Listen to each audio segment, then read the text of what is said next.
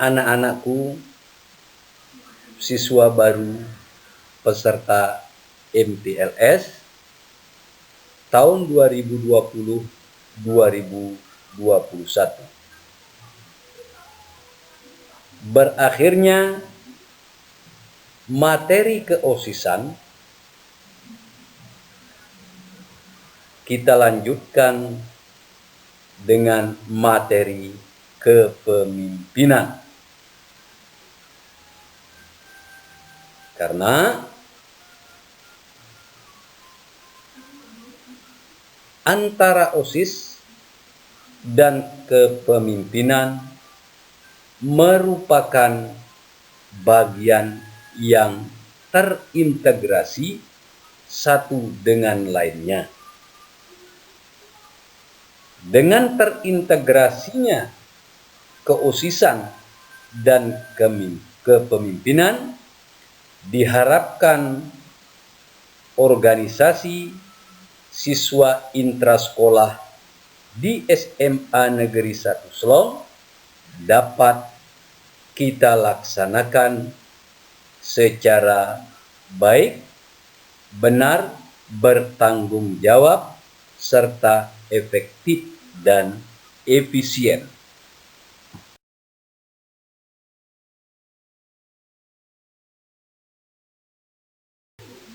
Dari materi sajian kepemimpinan dalam OSIS yang akan kita bicarakan berikut ini, kalian diharapkan mengerti, memahami, dan mampu melaksanakan beberapa hal seperti berikut ini. 1. Adanya kesatuan persepsi tentang perlunya latihan dan kepemimpinan dalam suatu organisasi siswa intrasekolah.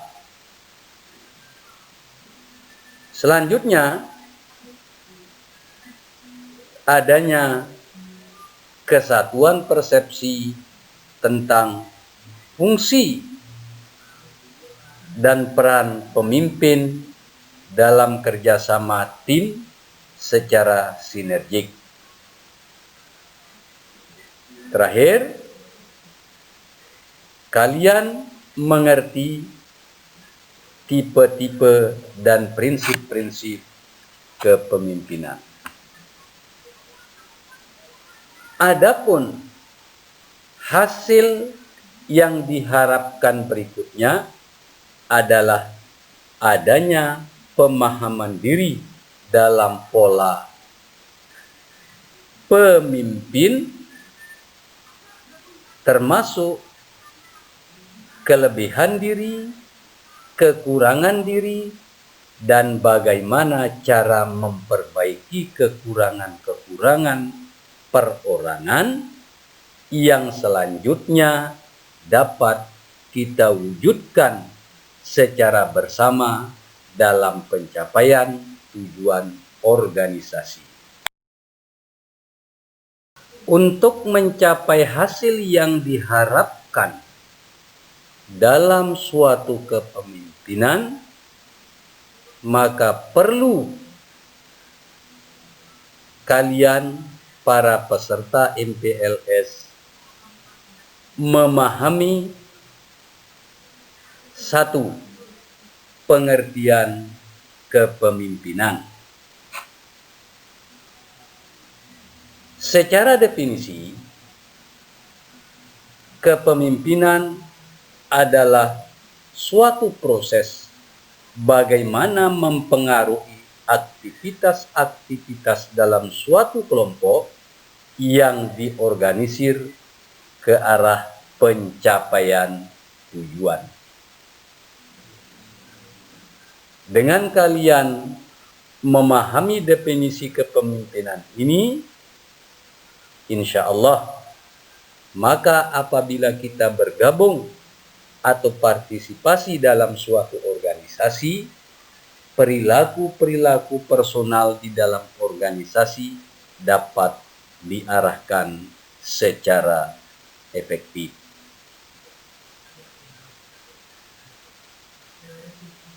Pengertian kepemimpinan.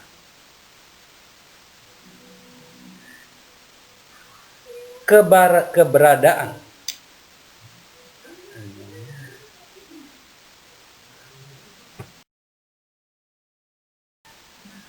apa alasannya kemampuan di dalam memimpin perlu dilatih? Untuk itu, kita lanjut kepada materi tentang alasan diperlukannya kemampuan memimpin untuk dilatih. Berdasarkan kajian secara teoretik maupun praktis, kemampuan untuk memimpin dalam suatu organisasi perlu dilatih. Karena satu, untuk menjadi seorang pemimpin tidak saja membutuhkan bakat, tetapi seorang pemimpin membutuhkan kemampuan dan keahlian secara teoritis dan praktis yang dilatih sejak muda. Dengan kita banyak latihan memimpin, diharapkan ketika kalian dewasa nanti, kalian diharapkan dapat menjadi seorang pemimpin. Paling tidak, kita mampu memimpin diri sendiri, memimpin keluarga kita, tetangga kita, dan selanjutnya kepada skup yang lebih luas. 2. Untuk menjadi seorang pemimpin yang berprinsip bukanlah hal yang sederhana. Sesederhana apa yang kita bayangkan, apa yang kita pikirkan, apa yang kita lihat. Karena hambatan, tantangan, kendala dalam bentuk kebiasaan buruk. Untuk mengatasi hal tersebut, maka kemampuan menjadi seorang pemimpin perlu dilatih dan pengalaman secara kontinu sehingga diperoleh perspektif baru yang berguna dalam pengambilan keputusan. Untuk dapat menjalankan suatu organisasi sesuai dengan tujuan yang telah direncanakan, maka suatu organisasi harus dikelola berdasarkan prinsip-prinsip organisasi atau kepemimpinan. Adapun prinsip-prinsip kepemimpinan yang harus terpenuhi dalam sebuah organisasi antara lain: 1. Seorang pemimpin adalah seorang yang belajar seumur hidup. Tidak ada kepuasan di dalam belajar untuk terus mengupdate kemampuannya. 2. Seorang pemimpin berorientasi pada pelayanan. 3. Pemimpin harus mampu membawa energi secara positif di dalam melayani. 4. Seorang pemimpin harus menanamkan rasa percaya kepada orang lain. Yang kelima, seorang pemimpin selalu berkeseimbangan dalam kehidupan. Yang keenam, seorang pemimpin melihat kehidupan sebagai tantangan, sehingga dia terus maju, dan maju. Yang ketujuh, seorang pemimpin mengedepankan prinsip sinergitas. Dan yang terakhir, seorang pemimpin terus-menerus latihan mengembangkan dirinya sendiri. Setelah kita mengikuti uraian tentang kepemimpinan, selanjutnya kita harus memahami pengertian pemimpin. Pemimpin merupakan inti dari suatu manajemen. Karena seorang pemimpin adalah seorang yang mempunyai keahlian memimpin, mempunyai kemampuan mempengaruhi pendirian atau pendapat orang atau sekelompok orang tanpa menanyakan alasan-alasannya. Seorang pemimpin adalah seorang yang aktif membuat rencana-rencana, aktif berkoordinasi, aktif melakukan percobaan dan riset, dan seorang pemimpin bekerja untuk mencapai tujuan bersama. Anak-anakku, para peserta MPLS yang saya cintai, setelah kalian mengikuti penjelasan tentang definisi pemimpin, selanjutnya kalian harus mengerti dan memahami tugas dan peran seorang pemimpin. Seorang pemimpin di dalam menjalankan organisasi yang sedang dipimpinnya harus banyak memperhatikan hal-hal seperti berikut ini. 1. Seorang pemimpin sadar bahwa ia sedang bekerja sama dengan orang lain. Yang kedua, seorang pemimpin adalah pemegang tanggung jawab dan mempertanggungjawabkan. Prinsip akuntabilitas. 3. Seorang pemimpin harus mampu menyeimbangkan pencapaian tujuan dengan mengedepankan skala prioritas. 4. Seorang pemimpin harus mampu berpikir secara analitis dan konseptual. 5. Seorang pemimpin adalah seorang mediator. Dan yang terakhir, pemimpin harus mampu membuat keputusan walaupun dalam situasi yang sulit.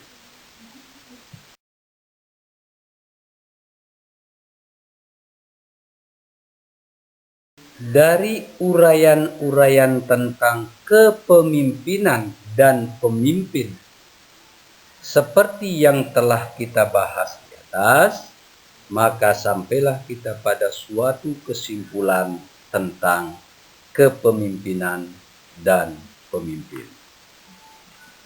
Sebagai simpulan dari pertemuan kita tentang materi kepemimpinan dan pemimpin adalah sebagai berikut. 1. Efektivitas atau performa suatu organisasi ditentukan oleh kondisi dan karakter setiap individu yang ada di dalamnya. Bagaimana pola pikirnya, perilakunya, komunikasi, dan kerjasama yang terjadi dalam sebuah tim, baik tim kecil maupun tim yang besar, sangat memegang peranan penting dalam membentuk performa organisasi tersebut. 2. Sebuah teamwork yang solid merupakan jawaban yang tidak bisa dibantah lagi dalam rangka mencapai tujuan organisasi.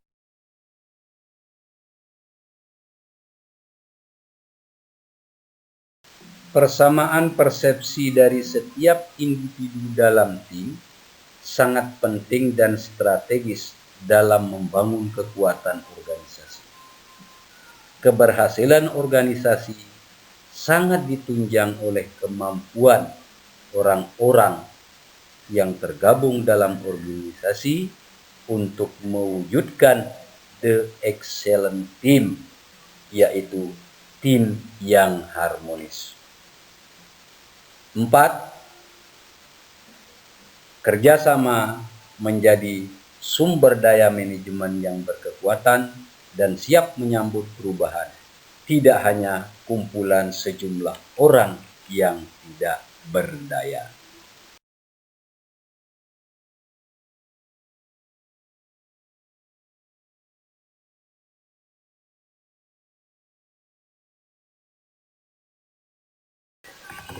Anak-anakku sekalian, para peserta MPLS yang dirahmati Allah.